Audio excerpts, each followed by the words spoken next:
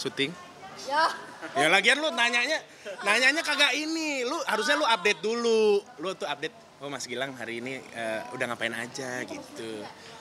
Ya iya, kan lu tahu gua kalau ditanya kesibukan mah syuting. Ya bener ya. Syuting, sibuk apa syuting? Terus update gimana kabar baik? Ya udah begitu, bagaimana? Terbaru gini-gini aja hidup saya. Ayo kemana? Ya udah. Bilang punten. Lu ngelihat apa kemarin kan kasus Sandra Dewi yang suaminya kena korupsi. Ya kita ke depannya kan nggak tahu ya kehidupan kita di dunia entertainment juga seperti apa. Kalau lu melihatnya gimana sih Sandra Dewi itu? Ya, gua kalau ngelihat itu ya jujur gua sebenarnya makanya gua nggak berani untuk apa ya sesumbar gitu loh bahwa gua orangnya bersih atau gimana, nggak juga. Cuman di sisi lain gua tuh selalu berusaha tiap harinya tuh untuk jadi orang baik aja gitu tiap harinya. Karena kalau misalkan kita ngelihat kayak gitu kita nggak tahu kapan kita akan dikasih cobaan, pelajaran atau mungkin bahkan hukuman gitu oleh Allah gitu kan. Jadi gue kayak kalau ngelihat kayak begitu ya gue berdoanya lindungi dari bala, mara bahaya dan perbaiki hati, itu aja sih sebetulnya. Walaupun lu cowok, misalnya lah lu di posisi Sandra Dewi, ibaratnya nikah sama orang yang konglomerat, kaya raya, jatuhnya ke depannya bla bla bla bla bla bla merentet seperti ini. Iya, iya. Lu gimana sih kalau misalnya lu di posisi dia? Ya pasti bingung lah. Gue aja bingung sekarang. Dengan maksudnya kita kalau bicara soal hukum ya sudah pasti ada proses hukum ya. Cuman kalau kondisi sendiri pasti hancur lah itu. Hancur apanya nih? Hancur rumah Ya tangganya? baik enggak, maksudnya dari kondisi dirinya sendiri secara psikis kan pasti hancur tuh dengan pemberitaan yang ada gitu kan. Karena viral juga ya, tapi namanya hukum kan harus terus berjalan gitu. Jadi gue nggak bisa bayangin kalau ada di posisi itu. Membayangkan aja gue nggak berani gitu. Ibaratnya nggak jadi jaminan lah ya, walaupun kita nikah sama orang kaya, tapi kita terbebas dari segala. Perspektifnya jangan gitu. Perspektifnya lebih kepada lu mau kaya, mau enggak, mau gimana ya. Yang penting ada manfaat untuk orang lain aja gitu. Tapi lu ngelihat Sandra Dewi itu kuat nggak sih orangnya? Kalau lu lihat sendiri? Gue itu kan pernah bareng sama Sandra Dewi itu zaman dulu banget tuh waktu bawain acara di Trans TV The Rings tuh gitu. Tahun 10-11 ya waktu itu. Ya bener ya. 10 atau 11 gitu lupa gue. Nah jadi ya kalau dari pribadinya sendiri sih orangnya seru memang. Sebatas itu doang. Di luar itu gue nggak pernah nongkrong bareng atau paling setidaknya cepet kelar lah ya masalah yang dihadapi.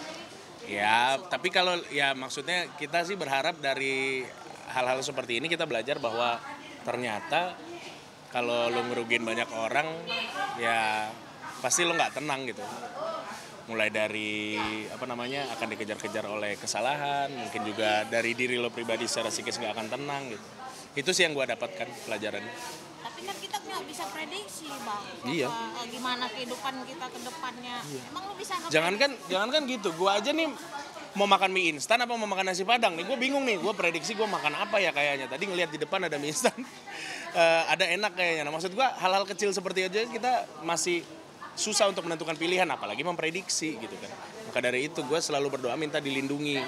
Karena kadang-kadang kalau kita udah doa minta dilindungi ya mudah-mudahan Allah melindungi, itu dalam artian ya kita udah pengen jadi orang baik, tapi mohon dilindungi juga ya, mudah-mudahan dari situ kita juga dijauhkan dari orang-orang yang berniat jelek sama kita, yang mau menjerumuskan kita, ya mudah-mudahan gitu. Kalau gue sih gitu sih percaya. Tapi lu pernah nggak sih dapat pengalaman pengen dijerumusin orang di hal-hal yang berbau-bau korupsi? Pernah nggak sih? Kalau punya pengalaman gitu? korupsi. Nah sejauh ini nggak ada ya. Alhamdulillah, makanya gue hidupnya gini-gini aja. Apa? Adibi? Oh buat ini maksudnya kayak money laundry gitu? Invest? Nggak pernah juga sih. Nah baru dia. Kesibukannya? Nanti jam itu lagi. Iya, selain syuting ngapain aja sih di rumah gitu. Ngomong. Ya kalau di rumah main aja sama anak. Terus selain itu kalau nggak syuting nih ngapain, kemana gitu? lagi nggak syuting, main PS, terus apa lagi ya? Kadang olahraga, kadang main golf, gitu. Kadang berpolitik, kadang gue tidur, kadang gue nongkrong sama anak biasanya. Kan dia kan punya banyak mainan, biasanya kita dia mau main apa kita tanya, mau main apa, main ini aja kita temenin gitu, terus kita ngobrol bareng sama dia gitu. Itu aja sih kegiatan, namanya juga bapak-bapak baru ya, anaknya masih kecil, jadi ngikutin apa mau anak aja. Posesif? Enggak lah.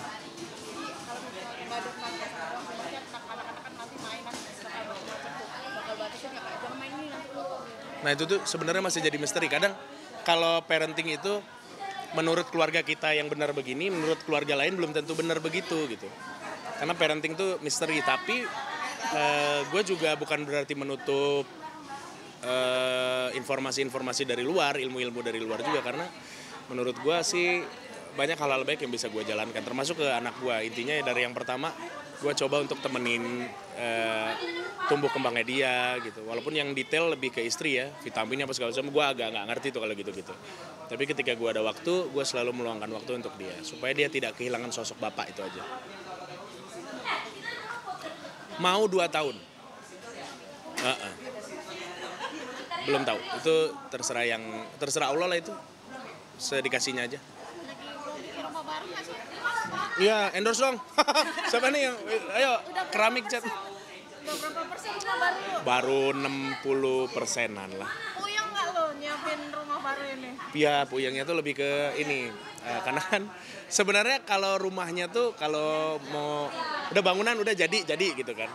Nah yang pusing tuh kan kadang kita mikirin interior, material, pintunya mau gimana, terus top kontaknya mau kayak gimana bentukannya, lantainya mau seperti apa, terus nanti terus juga dari mulai AC aja, mau AC yang duct tape, mau yang split, apa mau yang single, nah itu tuh juga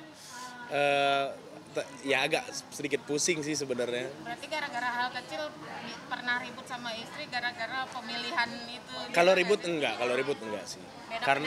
Beda pendapat aja, tapi kita karena diskusi kan, kita biasa diskusi kan, jadi nemu jalan tengahnya selalu kok. Konsepnya American Classic. Bareng-bareng. Karena si Adis itu sukanya dia klasik, gue sukanya tidak terlalu klasik. Jadi gimana ya? Jadi intinya kita coba ketemu di tengah-tengah. Jadi eksteriornya pun nggak dibikin terlalu belok apa gimana, tapi tetap ada, simple aja. Terus interior pun juga jatuhnya bukan lebih ke American Classic. Kita sih pengennya kayak itu ya, kayak apa? Toko-toko furniture. Kayak bagus banget gitu. Tapi bukan yang minimalis.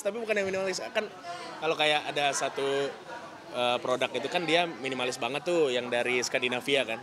Nah gue nggak pengen kayak begitu. Tapi nggak pengen juga terlalu klasik. Di tengah-tengah lah, American Classic lah. Dari bulan berapa sih bangun rumah? 2023 bulan Maret apa Mei, gue lupa. Maret apa April apa Mei, lupa. Pokoknya di awal tahun 2023, nah sampai sekarang baru selesai 65%-an. Target sih mungkin tahun depan sih, kalau mau selesai semua betul-betul sampai interior sih gue, mungkin tahun depan. Apa yang memutuskan kalian buat rumah lagi, pindah, sementara kan rumah kemarin kan udah gede mas? Karena ngerasanya sih kayak rumah yang sekarang itu belum memprovide apa yang gue mau gitu. Jadi gue tuh kayak masih butuh space lebih luas di belakang, ada tempat santai, ada kolam renang. Gue pengennya tuh gitu-gitu gitu. Ya namanya mimpi kan. Terus gue pengennya kalau mengundang banyak orang, nggak kayak kita waktu ke rumah kan mungkin agak nongkrongnya di situ semua kan. Nah, kalau ini mungkin nanti bisa lebih banyak tempat nongkrongnya gitu. Jadi teman-teman wartawan bisa kemana yang ya gue mikirnya udah gitu tuh. Nanti teman-teman anak-anak motor di mana nongkrongnya, tuh teman-teman wartawan nanti di sini, keluarga private di dalam. Kalau rumah yang sekarang kan kita semua kan pernah ke situ kan ngumpul semua kan, apa namanya, udah makan budget miliaran berarti 60% Udah, ini. udah lumayan. Cuman karena aku punya perusahaan konstruksi sendiri, jadi ya jatuhnya budgetnya memang budget HPP aja gitu. Walaupun nyicil tiap bulannya sekian gitu kan. Ya makanya jadinya juga pelan-pelan gitu. Request kamar anak. Kamar anak ya, kamar anak request, terus interiornya juga sama. Ya pokoknya seru sih, lumayan seru. Sebenarnya kalau mau lihat nanti footage-nya ada cari aja di YouTube. Jadi nanti bisa ada di YouTube. Rumah Adisti Gilang Dirga gitu, ada nanti di YouTube. Tapi Mas, apa namanya, kebanyakan artis yang ketipu sama beberapa kontraktor untuk membangun rumahnya sendiri. Kalau lu sempat pernah gonta-ganti kontraktor nggak sih untuk bangun rumah? Dulu banget tapi Oh, pertama. pertama waktu rumah gue masih di Cikupa tuh gue sempat bukan kontraktor ya tapi lebih ke tukang sih, beberapa kali ditipu oleh tukang. Nah terus habis itu kalau yang ini makanya biar gue nggak ketipu, gue chip in deh, gue masuk ke perusahaan lo gitu. Jadi gue masuk perusahaan teman yang sudah jalan ya di situ, jadi gue tahu dalamnya seperti apa. Nggak salah kalau iya namanya tukang kan kadang kok barang ini belum ada padahal kita udah ngasih duit, kita tanya ke material belum ada, beli belum, ini kesini loh duitnya kemana, langsung konfrontir si tukangnya. Terus ternyata kata tukangnya iya pak udah pesen, pas ditanya belum lagi. Terus ada juga yang tukangnya kita udah kasih duit tiba-tiba di materialnya ngutang dulu ya pak, belum dikasih duit sama bosnya. Itu gitu tuh suka nyebelin gitu.